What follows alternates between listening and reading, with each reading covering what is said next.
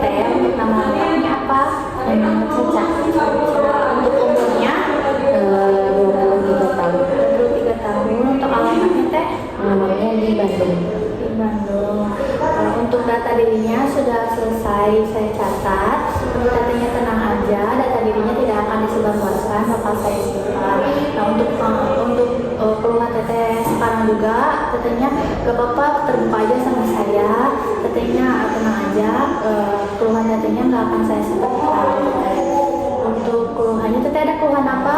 Jadi saya itu sakit gigi ya, terus saya tuh pernah ngaca gitu ya, ngeliat kenapa sakit gigi teh, ternyata giginya tuh ada item-itemnya.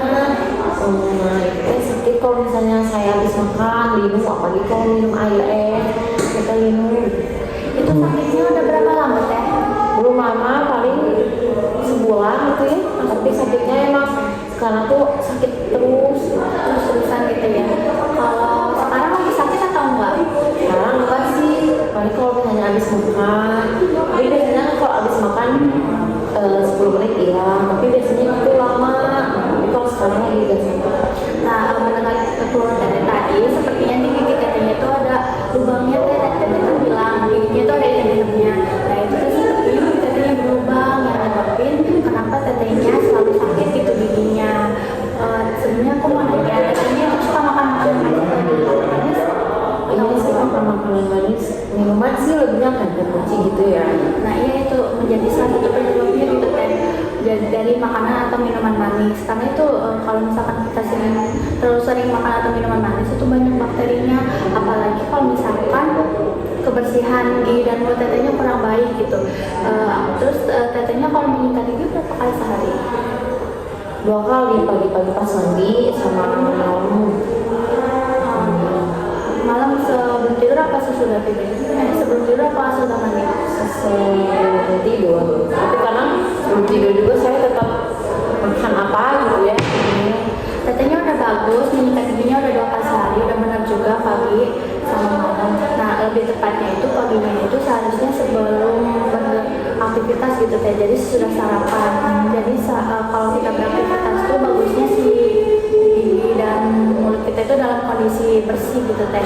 Nah, kalau malam, kalau misalkan tetehnya masih ingin ngemil gitu teh, kabarnya nanti aja sikat giginya. Kalau misalkan udah ngemil gitu ya, soalnya kayak percuma gitu kalau misalkan udah sikat gigi terus ngemil lagi tutup lagi giginya ya. Jadi lebih baiknya pas mau tidur, benar-benar mau tidur baru sikat gigi, biar nanti dalam keadaan tidur tuh si giginya tuh udah bersih, setidaknya itu terhindar dari kuman-kuman gitu. Soalnya kalau malam itu si kuman itu nggak ikut tidur teh, jadi si kuman itu lebih banyak gitu berkembangnya, jadi lebih bisa membuat si gigi kita berubah seperti itu teh.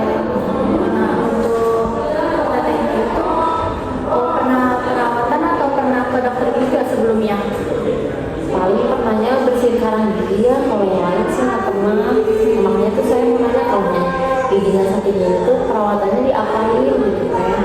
Nah, perawatannya paling nanti ditambah nanti giginya, nanti dilihat dulu giginya, nanti dilihat sedalam apa sih giginya tuh. Kalau misalkan masih belum terlalu dalam bisa langsung ditambal pakai penambalan biasa. Nah, kalau misalkan si bolongnya udah dalam banget gitu sampai udah kelihatan giginya, nah itu harus dirawat dulu akarnya, baru nanti ditambal seperti biasa.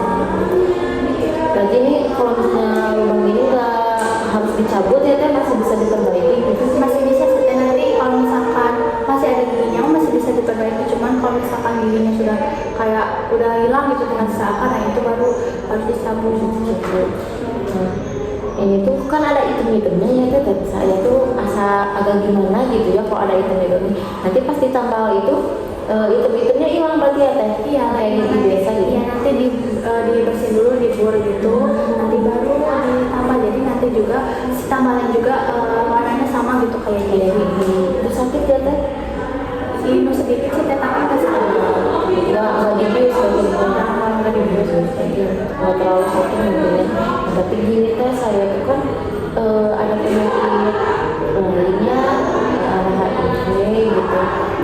Itu bakal berdampak gitu. Terus saya gimana? Saya juga agak malu gitu kalau misalnya mau ke dokter gigi. Tapi sebelumnya makasih udah jujur sama saya, udah terbuka gitu. Nah tetehnya jangan khawatir, kalaupun teteh ada HIV itu gak akan kayak dikucilkan itu teteh, justru kayak kita sebagai tenaga kesehatan itu untuk membantu gitu teh. Nanti untuk perawatannya ada perawatan khusus, nanti setelah ini saya kasih surat rujukan ya teh ke rumah sakit yang dokternya itu udah kayak profesional gitu teh, udah kayak sering nangani penyakit maaf kayak teteh gini. Nah nanti di sana juga teteh dirawatnya tuh nggak kayak maaf ya teh kayak orang kayak biasa, nanti alat-alatnya juga kayak berbeda gitu, kayak lebih steril, terus kayak alat penunjang diri dokternya juga kayak udah safety lah kayak gitu. Nanti tetehnya tenang aja di sana, nggak akan dikucilkan kayak iya pasti nggak akan kayak gitu, pasti nanti juga akan dikasih perawatan semaksimal mungkin, sebagus mungkin untuk gigi tetehnya nanti biar bisa tidak berulang lagi gitu teh, seperti itu. Tetehnya tenang aja. Nah, kalau lagi sakit gitu bisa langsung dirawat nggak? Kalau misalkan lagi sakit belum bisa, paling nanti kalau misalnya gigi tetehnya sudah tidak sakit, tetehnya bisa hubungi saya lagi atau bisa nanti saya kasih surat rujukan gitu. Oh, berarti harus nunggu rumah sakit dulu. Ayah kalau nggak sakitnya gimana? Ada obatnya gitu buat mengenainya? Iya, nanti setelah ini kan teteh masih sakit kan giginya, nanti saya kasih obat untuk meredakan rasa sakitnya. Nah setelah itu nanti tetehnya kalau misalkan udah dirasa sakitnya udah hilang nih, kayak udah mendingan, boleh nanti datang ke sini atau nanti hubungi saya saja seperti itu. Berarti abis ini saya rendahin dulu sakitnya ya sama obat. Nanti kalau mungkin kalau saya ditambahnya harus dirujuk gitu. Iya gitu. Selain obat juga bisa dikompres aja